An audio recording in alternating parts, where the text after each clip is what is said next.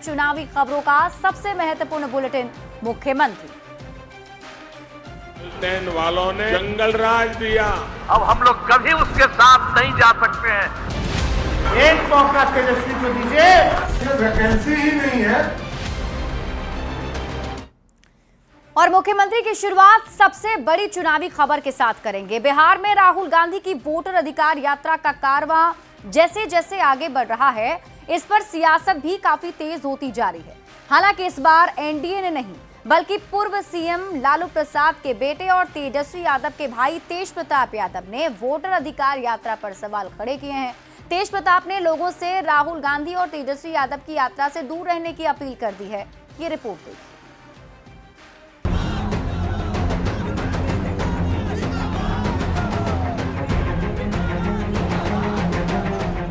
चुनावी साल में राहुल गांधी बिहार में सबसे बड़ी यात्रा पर हैं और राहुल की इस यात्रा में उनके सारथी बने हैं नेता प्रतिपक्ष तेजस्वी यादव। पर अब उनके ही बड़े भाई और बिहार सरकार के पूर्व मंत्री तेज प्रताप यादव ने वोटर अधिकार यात्रा को बेअसर बता दिया है। अपने ही पिता लालू प्रसाद की पार्टी आरजेडी से निकाले जाने के बाद तेज प्रताप यादव इन दिनों बागी तेवर दिखा रहे हैं। तल्ख अंदाज में तेज प्रताप ने तंज कसते हुए कहा कि राहुल और तेजस्वी लोकतंत्र बचाने निकले हैं या तार तार करने। हम तो कहे तो आपको SIR को लेकर के चुनाव आयोग अपने तरीके से काम कर रहा है और ये लोग अपने तरीके से काम कर रहे हैं, तो इससे लोग थोड़ा सा भ्रमित हो रहा है, तो इस भ्रमित में ना रहे लोग। तेज प्रताप ने अपने ही छोटे भाई तेजस्वी यादव के खिलाफ ही मोर्चा खोल दिया। तेज प्रताप ने आलोचना करते हुए कहा कि लोग राहुल तेजस्वी की वोटर अधिकार यात्रा से दूर रहें। यात्रा का कोई फायदा नहीं होगा क्योंकि SIR पर निर्वाचन आयोग अपने तरीके से काम कर रहा है। तेज प्रताप के तंज पर आरजेडी और कांग्रेस ने पलटवार किया कि इंडिया गठबंधन तेज प्रताप के बयानों को तवज्जो नहीं देता। इस तरह के बयान तो आते ही रहते हैं, कोई भाजपा के इशारे पर देता है, कोई किसी के इशारे पर देता है। देखिए, तेज प्रताप जी की बातों पे क्या बोलना।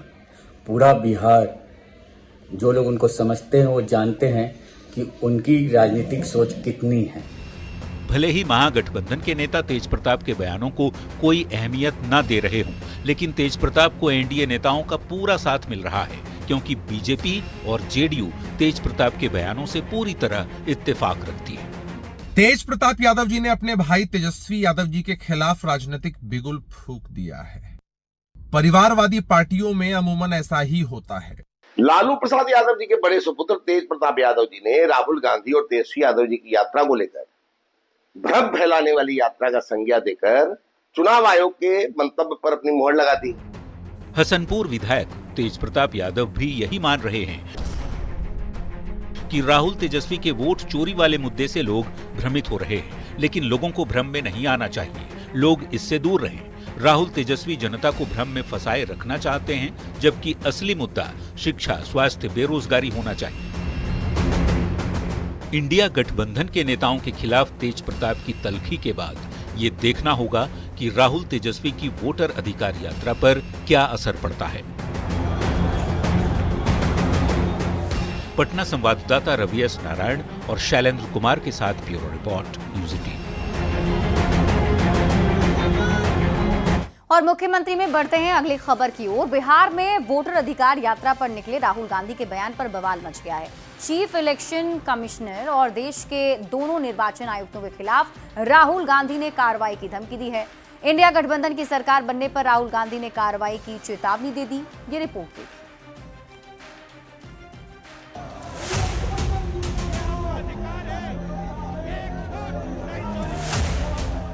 बिहार में मतदाता पुनरीक्षण पर सियासी गतिरोध बढ़ता जा रहा है। इंडिया गठबंधन की सरकार होगी, फिर हम आप तीनों को देखेंगे। लोकसभा में नेता प्रतिपक्ष राहुल गांधी की लड़ाई अब निर्वाचन आयुक्तों के साथ व्यक्तिगत होती दिख रही है।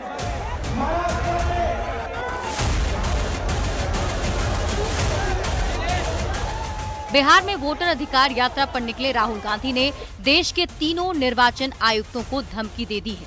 वोट चोरी के आरोप को लेकर राहुल ने चेतावनी दी कि जब बिहार और दिल्ली में इंडिया गठबंधन की सरकार बनेगी तब तीनों निर्वाचन आयुक्तों के खिलाफ कार्रवाई करेंगे। इलेक्शन कमिश्नर बैठे हैं, इन तीनों से मैं कह रहा हूं, आप एक बात समझ लो, मोदी जी की सरकार है वो सब ठीक है, मगर एक बात समझ लो, एक दिन ऐसा आएगा जब यहां पे बिहार में और दिल्ली में इंडिया गठबंधन की सरकार होगी, फिर हम आप तीनों को देखेंगे।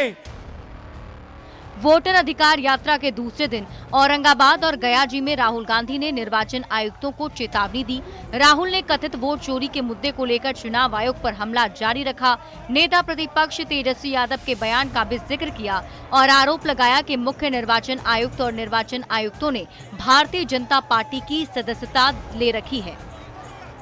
तेजस्वी जी ने कहा आपने बीजेपी की मेंबरशिप ले रखी है, आप बीजेपी के लिए काम कर रहे हो, बिहार में और दिल्ली में इंडिया गठबंधन की सरकार होगी, फिर हम आप तीनों को देखेंगे, कार्रवाई आपके खिलाफ करेंगे।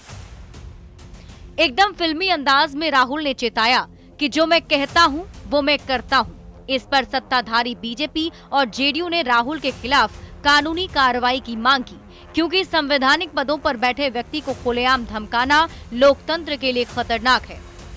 राहुल गांधी जी संवैधानिक चुनाव आयोग के निर्वाचन आयुक्तों को खुलेआम धमकी देकर सरेआम संविधान की धज्जियां उड़ा रहे हैं। यह सरासर कानून का उल्लंघन है। राहुल गांधी चुनाव आयुक्तों के खिलाफ बयान देकर के राजनैतिक पैंतरेबाजी और ड्रामाबाजी कर रहे हैं। कथित तौर पर वोट चोरी का आरोप लगाने वाले राहुल गांधी पहले से परेशानियों में घिरे हुए हैं। अब संवैधानिक पदों पर बैठे तीनों निर्वाचन आयुक्तों को चेतावनी देकर विरोधियों के निशाने पर आ गए हैं। ऐसे में देखना होगा कि राहुल इन मुश्किलों से कैसे पार पाते हैं। पटना संवाददाता अमित कुमार के साथ ब्यूरो रिपोर्ट, न्यूज़ 18।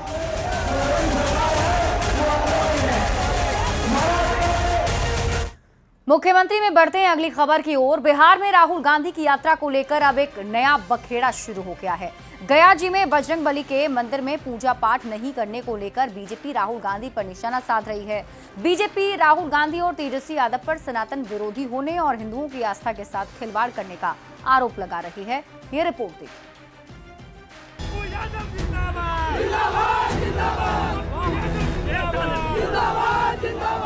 भगवान बजरंगबली का ये मंदिर गया जी के वजीरगंज प्रखंड के पुनावा में है।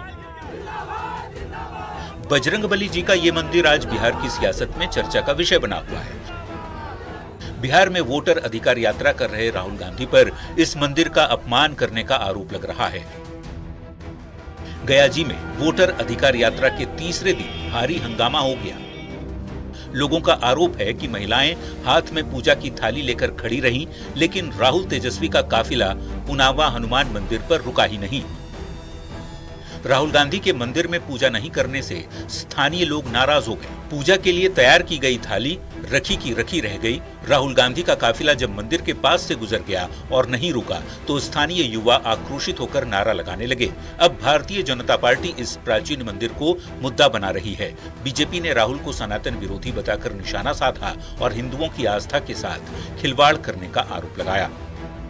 आज राहुल गांधी तेजस्वी यादव की यात्रा वहीं से शुरू होनी थी, लेकिन ये सनातन विरोधी दल के लोग उस मंदिर में गए नहीं। पूजा की थाली सजाकर वहां रखी रह गई, पुजारी इंतजार करते रह गए। पुनावा हनुमान मंदिर पर उपजे सियासी बवाल को लेकर कांग्रेस और आरजेडी ने बीजेपी पर पलटवार किया है।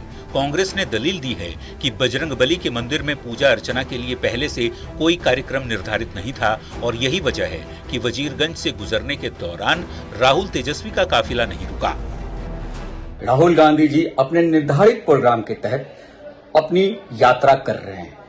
जो उनका निर्धारित प्रोग्राम था वो उस हिसाब से अपने टाइमिंग से वो यात्रा कर रहे हैं। कल भी औरंगाबाद में सूर्य मंदिर में जाकर श्री राहुल गांधी जी श्री तेजस्वी यादव जी ने पूजा अर्चना की। इसके बाद यात्रा पर निकले तो सनातन पर बीजेपी वाले एनडीए वाले क्या ज्ञान देंगे।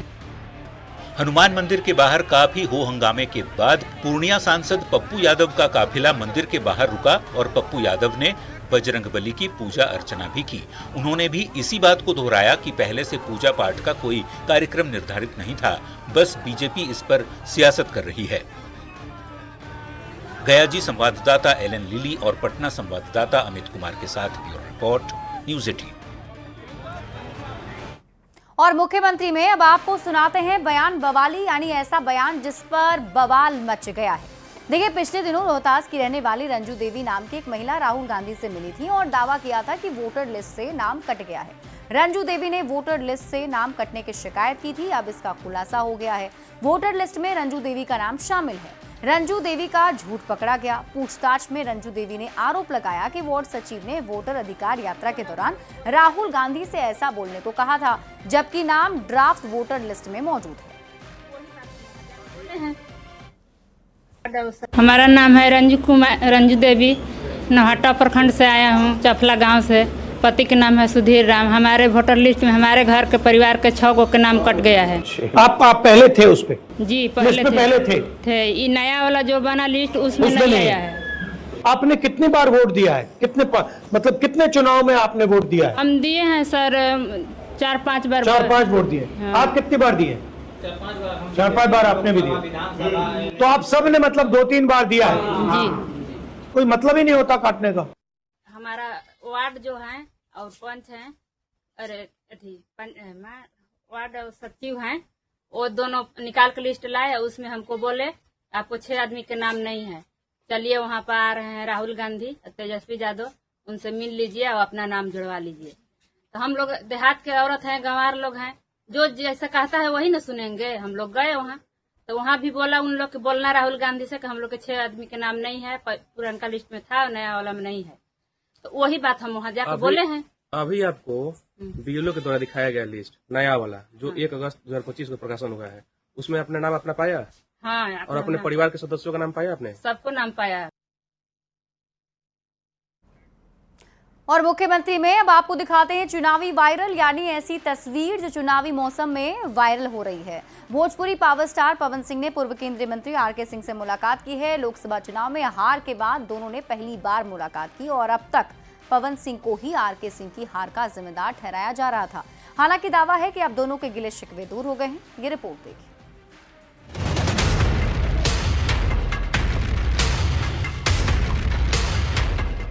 आरके सिंह प्रधानमंत्री नरेंद्र मोदी के पहले और दूसरे कार्यकाल में हाई प्रोफाइल मंत्री रहे, लेकिन तीसरे कार्यकाल में बड़ी जिम्मेदारी पाने से चूक गए, क्योंकि लगातार 2 बार आरा से लोकसभा चुनाव जीतने के बाद राजकुमार सिंह तीसरा चुनाव हार गए और इतिहास रचने से पिछड़ गए। आरा में नाम के ही नहीं, काम के भी राजकुमार कहे जाने वाले आरके सिंह की हार के पीछे सबसे बड़ा फैक्टर माना गया भोजपुरी अभिनेता पवन सिंह को, जिन्होंने लोकसभा चुनाव में काराकाट से निर्दलीय ताल ठोककर एनडीए का सारा समीकरण बिगाड़ दिया। आरके सिंह की हार का कारण माने जाने वाले उसी पवन सिंह ने दिल्ली में राजकुमार सिंह से मुलाकात की। सोशल मीडिया पर दोनों की मुलाकात की तस्वीरें चर्चा का विषय बनी हुई हैं। सोमवार की देर शाम भोजपुरी स्टार पवन सिंह ने खुद इस तस्वीर को सोशल मीडिया प्लेटफॉर्म एक्स पर शेयर किया और लिखा, एक नई सोच के साथ एक नई मुलाकात। दोनों के बीच बंद कमरे में बातचीत हुई। फिर न्यूज 18 से आरके सिंह ने बताया कि अब सारे गिले शिकवे दूर हो गए हैं। पवन जी ने कहा कि हम बिल्कुल आपके साथ हैं, आपके नेतृत्व में, जहाँ कहीं कहिएगा कि हम आपके साथ हैं, तो हम भी बोले कि हम भी बिल्कुल आपके साथ हैं, तो हम लोग साथ रहेंगे। गिले शिकवे दूर करने की बात इसलिए आरके सिंह कह रहे हैं क्योंकि माना जाता है कि लोकसभा में निर्दलीय चुनाव लड़कर पवन सिंह ने सबसे ज्यादा एनडीए को नुकसान पहुंचाया। काराकाट में तो एनडीए की हार हुई ही, इसके बॉर्डर से सटी 5 और सीटों पर इंडिया गठबंधन को फायदा हुआ। नतीजा ये रहा कि काराकाट, सासाराम, औरंगाबाद, आरा, बक्सर और जहानाबाद की सीट पर बीजेपी और इसके सहयोगी की हार हुई। मुलाकात के बाद आरके सिंह ने इसके पीछे की कहानी भी बताई कि क्यों पवन सिंह को बीजेपी के खिलाफ जाना पड़ा। इनको टिकट दिया गया, फिर मना कर दिया गया, फिर कहा गया कि दूसरे जगह से टिकट देंगे, वहां से भी नहीं दिया गया। तो दिल में तो बल्कि ये भी हुआ कि ये स्टार प्रचारक थे, वहां से हटा दिया गया, तो दिल में तो आदमी को तकलीफ होगा ना। आरके सिंह भले ही पवन सिंह के साथ मतभेद मिटाने का दावा कर रहे हों, लेकिन चुनावी साल में इस खास मुलाकात ने कई सियासी दलों की टेंशन बढ़ा दी है। चारों ओर इस बात की चर्चा है कि शाहाबाद में अब क्या नया होने वाला है, क्योंकि एक ओर पवन सिंह तो दूसरी ओर उनकी पत्नी ज्योति सिंह भी चुनावी मैदान में उतरने के लिए तैयार हैं।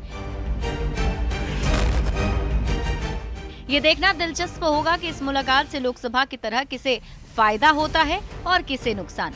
दिल्ली संवाददाता अमितेश सिंह के साथ ब्यूरो रिपोर्ट, न्यूज़ 18।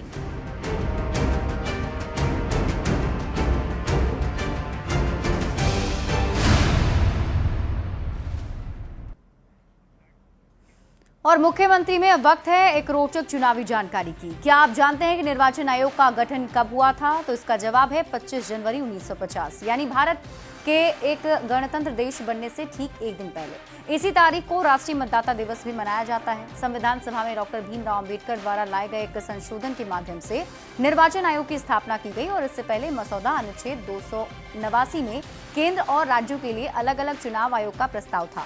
अंबेडकर ने एक केंद्रीकृत निकाय का प्रस्ताव किया जिसे राष्ट्रपति द्वारा नियुक्त मुख्य चुनाव आयुक्त द्वारा संचालित किया जाता है। इस संशोधन के बाद अनुच्छेद 324 के तहत निर्वाचन आयोग को स्वतंत्र संवैधानिक प्राधिकरण के रूप में स्थापित किया गया, जो राष्ट्रपति, उपराष्ट्रपति, लोकसभा, राज्य विधानसभा, राज्यसभा और राज्य विधान परिषद के चुनाव की देखरेख, निर्देशन और नियंत्रण करता है। और इसी के साथ इस बुलेटिन में अभी के लिए बस इतना ही। आप देखते रहिए न्यूज़ 18 बिहार झारखंड। लालटेन वालों ने जंगल राज दिया, सबको बर्बाद किया। क्रेडिट झूठे लेता रहता है, तो क्रेडिट क्यों ना ले?